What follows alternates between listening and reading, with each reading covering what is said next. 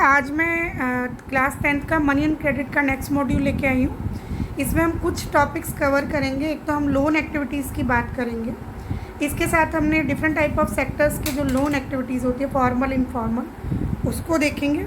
साथ ही साथ कोलेट्रल की बात करेंगे। लोन एक्टिविटीज़ ऑफ बैंक का किससे बेसिकली क्या लोन एक्टिविटी है बैंक की, तो डिपॉजिटर और बोरोवर के बीच का जो हमने लास्ट मॉड्यूल में भी देखा था रिलेशन है, वही उसकी इनकम है। जैसे अब इसमें एक बात है CRR, कैश रिजर्व रेशियो।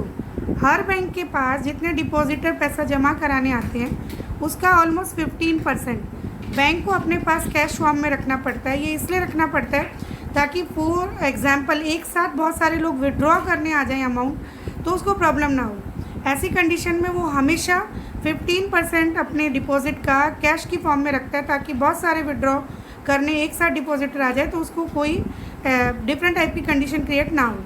इसमें हम देखते हैं कि कई बार ऐसा होता है कि एक ही साथ बोरोवर आ जाता है, कई बार डिपॉजिटर आ जाता है, उसको मैनेज करता है बैंक। जो है मेन पोर्शन अगर हम देखें वो डिपॉजिटर से लेता है और जो बोरोवर को जो बोरो करने आते हैं उनको देता है। उनके बीच का जो इंटरेस्ट होता है वही उसका अर्निंग होता है। नॉर्मली हम देखते हैं जो डिपॉजिटर है उसको कम रेट ऑफ इंटरेस्ट पे मिलता है, अमाउंट विड्रॉ करता है, और जो बोरोवर है उससे रेट ऑफ इंटरेस्ट हाई होता है, हाई रेट ऑफ इंटरेस्ट लिया जाता है।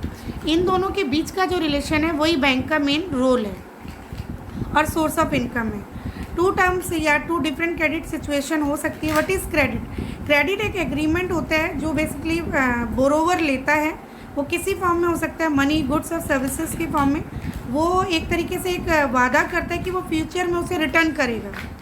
नेक्स्ट आप देखते हैं कि क्रेडिट जो है वो वर्किंग कैपिटल, आप देखते हैं क्रेडिट सिचुएशन अर्बन एरिया की अलग होती है, रूरल एरिया की अदर होती है, लेकिन जो क्रेडिट है वो एक वाइटल और इम्पॉर्टेंट रोल प्ले करते हैं। आपसे कई बार पूछ लिया जाता है जैसे डिफरेंट सेक्टर, अगर लोन लेके कोई प्रोडक्शन को बढ़ा रहा है या लोन लेके कोई बिजनेस ग्रो कर रहा है या लोन एजुकेशनल पर्पज़ के लिए लोन लिए जाते हैं, वो कैसे वाइटल और पॉजिटिव रोल प्ले करता है, ये मोस्ट इंपॉर्टेंट क्वेश्चन है और ये बहुत बार CBSE में पूछा है। You have to explain this with using so many examples.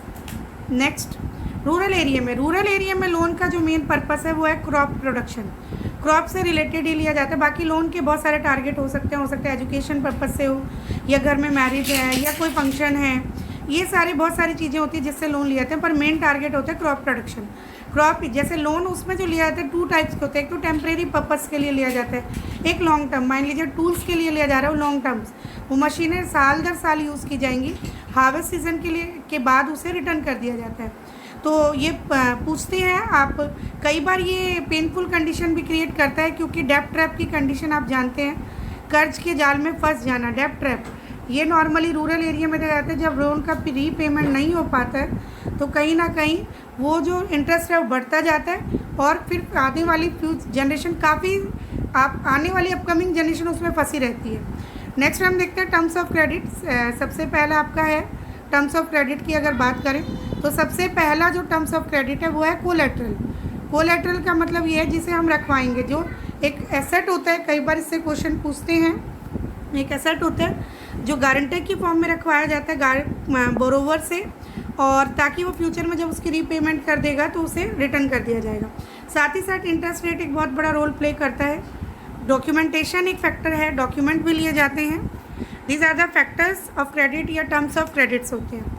आपको दो पिक्चर नज़र आ रही है, लेफ्ट हैंड साइड आप कंक्लूड कर सकेंगे कि जो इनफॉर्मल सेक्टर है जैसे कि मनी लेंडर से ले लिया या रिलेटिव से ले लिया लोन का वो ज़्यादा है। मनी लेंडर से मान लीजिए 33% ले रहा है और रिलेटिव और फ्रेंड से 8% ले रहा है। इट मीन्स अगर इन्हें आप टोटल करेंगे तो आपको देखेंगे बहुत बड़ा परसेंटेज कवर करते हैं। कमर्शियल बैंक से कम ले रहे हैं लोग, लैंडलॉर्ड से फिर 1%। और तो आप इस इधर राइट हैंड साइड वाला जो टाउन का है, टाउन एरिया में पुअर जो पीपल हैं वो 85% इनफॉर्मल सेक्टर से लोन लेते हैं, means relative, money lender, landlords, nearby neighbours, इन सब से। और जैसे जैसे आप आगे की तरफ बढ़ेंगे रिच हाउस होल्ड की तरफ देखेंगे वहाँ पे कंडीशन अपोजिट हो जाती है। वहाँ पे 90% लोग लगभग फॉर्मल सेक्टर से लोन ले रहे हैं, यानी बैंक कोऑपरेटिव से, और 10% इनफॉर्मल सेक्टर से ले रहे हैं। इसका एक बहुत बड़ा रीज़न है कोलेट्रल। एक वर्ड होता है कोऑपरेटिव्स, ये बेसिकली लोग ही रूरल एरिया में ये बहुत बड़े लेवल पे वर्क कर रहा है, लेकिन अर्बन एरिया में आप अमूल इसका एक एग्जांपल है। कोऑपरेटिव फॉर्म में शुरू हुआ था। लिज्जत पापड़ जो बनते थे, इसमें लोग क्या करते हैं, ग्रुप्स में अपना क्या कहते हैं अमाउंट इकट्ठा करते हैं। वो अमाउंट हो सकता है इतना बड़ा होना, तो फिर वो बैंक के पास रखा के क्रेडिट या लोन लेते हैं उस बेस पे और काम शुरू करते हैं।